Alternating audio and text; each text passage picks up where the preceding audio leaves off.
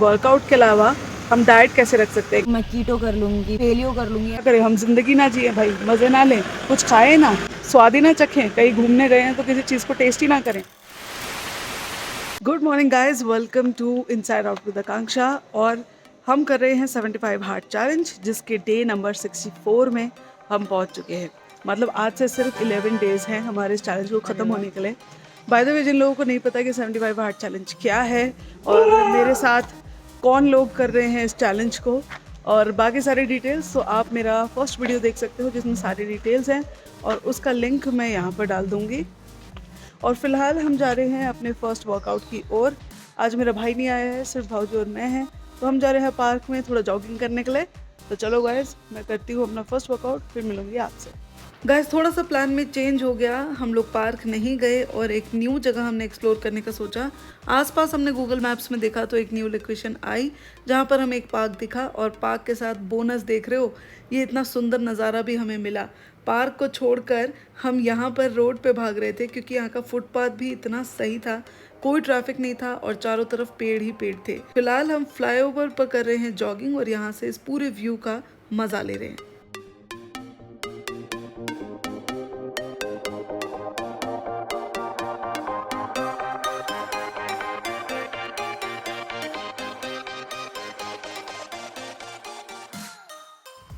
तो हमारा first workout ख़त्म हो गया है और आप देख रहे हो कि हम न्यू लोकेशन में हैं। आज हम अपने यूजुअल वाले पार्क में नहीं आए हैं, बल्कि एक न्यू एरिया है उसमें हम आए हैं। और पीछे ये पार्क टाइप का है और बाकी भी बहुत बड़ा एरिया है। बहुत सुंदर है, बहुत सुंदर है। क्वार्टर्स टाइप प्लेस है, बहुत सही लग रहा है। Everything is so neat and clean and well planned out. The roads are nice. पता नहीं गार्ड ने घुसने दे दिया हमें। एक्चुअली तो घुसना अलाउड होता है, पर गार्ड्स के थोड़े नाटक होते हैं। हम लोग आ गए बस किस्मत से, बहुत टाइम से हम आना चाहते थे और आज फाइनली हमें आने का मौका मिल गया। यहाँ के तो रोड्स भी इतने अच्छे हैं कि एक्चुअली आपको कोई पार्क वार्क की ज़रूरत है ही नहीं। यार, आप लोगों में से बहुत लोग पूछ रहे हैं कि डाइट कैसी होनी चाहिए। एक्चुअली मेरे बहुत सारे फ्रेंड्स हैं जिन्हें मेरे अंदर ड्रास्टिक चेंज दिख रहा है, तो वो लोग बस ये पूछ रहे हैं कि वर्कआउट के अलावा हम डाइट कैसे रख सकते हैं। क्योंकि बहुत सारे लोग होते हैं जो ज़्यादा वर्कआउट नहीं कर सकते हमारी तरह, हल्का फुल्का वर्कआउट करते हैं कुछ लोग। अगर आप डाइट भी वैसी रखोगे तो आपके लिए ज़्यादा बेटर होगा। तो डाइट एक्चुअली हम लोग ज़्यादा कुछ करते नहीं हैं।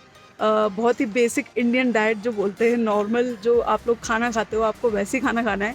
But you just have to make sure कि आप बाहर का खाना नहीं खा रहे हो, क्योंकि अगर आप बाहर का खाना खाओगे तो उसमें बहुत सारे ऑयल्स होते हैं। खाना वैसे भी ताज़ा होता नहीं है मोस्टली, अगर आप होटल वगैरह से मंगवाओगे तो वो बहुत दिनों पुराना होता है, तो उसमें न्यूट्रिएंट वैल्यू एकदम ज़ीरो होती है। आपको कुछ मिलेगा नहीं अगर आप खाओगे भी, चाहे वो आप कुछ भी खा लो, ठीक है। और उसमें बेकिंग सोडा होता है, बहुत सारी केमिकल्स होते हैं, फिर फूड कलर्स होते हैं, उल्टी फुल्टी उटपटांग चीज़ें होती हैं। तो आप कोशिश करो कि आप सिर्फ घर का खाना खाओ और उसमें ऑयल वगैरह कम करो, और मसाले भी अगर आप कम कर लोगे अपने लिए तो बेटर है। कि आप मैदा वगैरह ना खाओ, रिफाइंड चीज़ें ना खाओ बेसिकली। तो उसमें जैसे शुगर आ गया, चीनी भी मत खाओ। अगर आपको मीठा खाने का क्रेविंग हो रही है तो आप गुड़ खा सकते हो, पर ऐसा नहीं है कि आप उतना ही मीठा खाओ जितना आपको बार बार मन कर रहा है। उसको बस आप कभी कभी खाओ, कम तो करो ही, लेकिन गुड़ से रिप्लेस कर सकते हो। और मैदा वगैरह तो मत ही खाओ। जितना ज़्यादा आपके खाने में फाइबर होगा उतना ज़्यादा आपके लिए बेटर है। तो डाइट प्लान के पीछे मत भागिए, क्योंकि डाइट प्लान ज़रूरी नहीं है कि डाइट प्लान आप सोच रहे होगे अब मैं कीटो कर लूँगी, पेलियो कर लूँगी, ऐसे फैंसी फैट डाइट सारे कर लूँगी, जीएम डाइट वटेवर, बट वो किसी चीज़ की ज़रूरत नहीं है। आप हेल्दी होम कुक मील खाओगे, दैट्स मोर देन इनफ। तो अगर आप वही डाइट फॉलो करना चाहते हैं जो हमने किया है, हमने कम्प्लीटली फ्राइड, रिफाइंड, प्रोसेस और शुगरी फूड्स को एलिमिनेट कर दिया है अपने डाइट से। तो that's only for the duration of this challenge. But अगर आप करना चाहते हो उसको 90% तक आप कम कर सकते हो। That is going to be highly beneficial.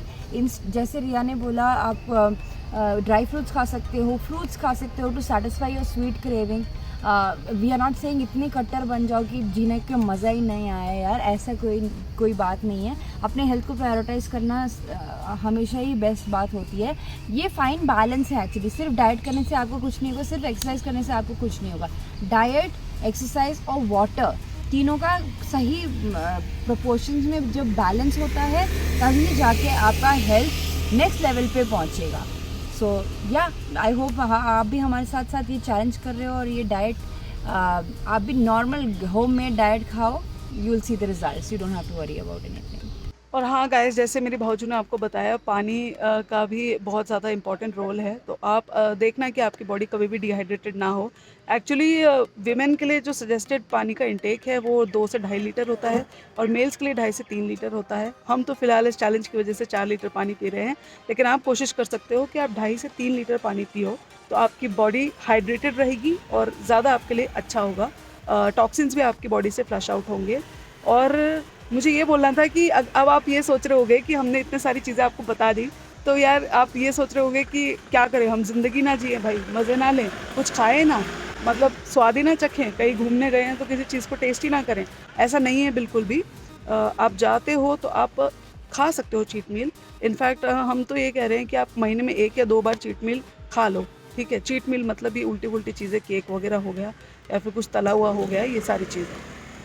तो हम पहुंच चुके हैं अपने घर। फर्स्ट वर्कआउट कंप्लीट हो चुका है और इस ब्रेक में खाएंगे बनाना। हमारा सेकंड वर्कआउट खत्म हो गया है। एक्चुअली हम लोगों ने थोड़ा सा प्लान चेंज कर दिया, हम जिम नहीं गए आज। हमने सोचा कि हर दिन तो हम जिम ही जाते हैं, तो आज कुछ अलग कर लेते हैं। बहुत दिनों से ईवा फिटनेस का जो जुम्बा वर्कआउट होता है वो नहीं किया था, तो आज हमने किया है जुम्बा वर्कआउट, और हमारी हालत मतलब बहुत ज़्यादा स्वेट आया आई डोंट नो दिख रहा है कि नहीं, मैं आपको दिखाने की पूरी कोशिश कर रही हूँ। बहुत बहुत बहुत ज़्यादा स्वेट आ गया, बहुत ज़्यादा। हाँ। क्योंकि I think body used to हो जाती है सेम वर्कआउट्स बार बार करने पे, उसको शॉक करने के लिए। वो मोनोटोनी हमारी ब्रेक हो गई, जो हम रोज जिम जाते थे। अब बहुत दिनों बाद किया हमने ईवा फिटनेस। एक्चुअली पहले बहुत फ्रीक्वेंटली करते थे, आज बहुत टाइम बाद किया है, मज़ा आ गया। By the way, Eva fitness का जो लिंक है वो मैं अपने डिस्क्रिप्शन बॉक्स में डाल दूंगी, आप भी चेकआउट करना। बहुत ही सही वर्कआउट कराती है। 45 मिनट्स का वर्कआउट है, और अगर आप 75 हार्ड चैलेंज करो तब तक हमारे लिए एकदम परफेक्ट है, क्योंकि 45 मिनट्स का ही वर्कआउट वो कराती है। इंटेंसिटी भी बढ़िया है, बहुत खतरनाक इंटेंसिटी है, और आपको ज़्यादा कुछ करने की ज़रूरत ही नहीं है। खड़े खड़े आपके पसीने निकल जाएंगे। लिटरली आपको थोड़ी सी जगह ही चाहिए, ज़्यादा उछलवाती नहीं है, कूदवाती नहीं है, जिम मैट की भी ज़रूरत नहीं है, बस शूज़ और नॉर्मल कपड़े बस। तो सेकंड वर्कआउट ख़त्म करने के बाद जल्दी से भाऊजो और मैंने तैयारी शुरू कर दी ब्रेकफास्ट की। तो ये है बारीक कटे प्याज, कैप्सिकम, टमाटो, थोड़ा धनिया और थोड़ी सी लाल मिर्च, और इन सबको मिक्स करके हम बनाने वाले हैं ओट्स और बेसन का चीला। यह है ओट्स को हमने ग्राइंड करके इसका पाउडर बना लिया था, और यह है बेसन। इन दोनों को आप 50-50% ले सकते हो, यानी 1:1 रेशियो में।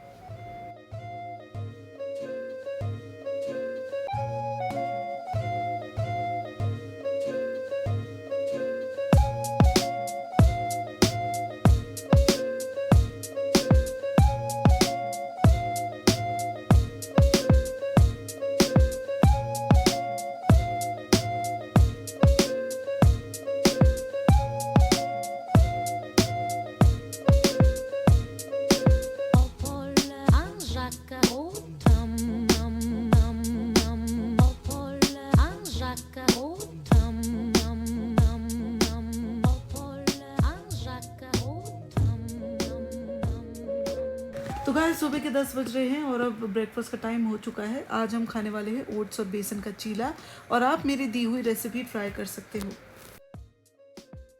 अराउंड 12 बजे हमने खाया अपना मिड मॉर्निंग स्नैक, जो कि आज है कीवी।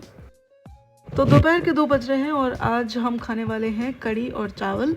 चावल हम लोग ब्राउन राइस खाते हैं, और ये कड़ी तो यार बेसन और दही वाली नॉर्मल कड़ी है, बस इसमें तले हुए पकोड़े जो होते हैं वो मैंने ऐड नहीं किए हैं। अब लंच करने के बाद बारी आती है शाम के 4 बजे अपना इवनिंग स्नैक खाने की। तो हम लोग ये रोस्टेड मखाना और पीनट्स खा रहे हैं, और शाम के 6 बजे हम कर रहे हैं अपना डिनर। आज डिनर में है कैबेज की सब्ज़ी और 2 चपाती विद घी, और आप तो जानते ही हो बहुत ज़माने बाद हम खा रहे हैं कैबेज की सब्ज़ी, जो बहुत टेस्टी थी एक्चुअली। अब मेरा डिनर हो चुका है गाइस, और 2 टास्क बाकी हैं। एक है बुक रीडिंग वाला, और एक है एक वाटर बॉटल मुझे कंप्लीट करनी है। सो मैं फटाफट से अपनी बुक रीड करती हूँ। तो मैंने अपनी बुक पढ़ ली है और पानी भी पी लिया है, और 5 रूल्स आज भी हमने फॉलो कर लिए हैं अच्छी तरह से। गाइस, आज डे 64 था, यानी कल डे 65 होगा, और कल से हमें सिर्फ 10 दिन बच जाएंगे इस चैलेंज को ख़त्म करने के लिए।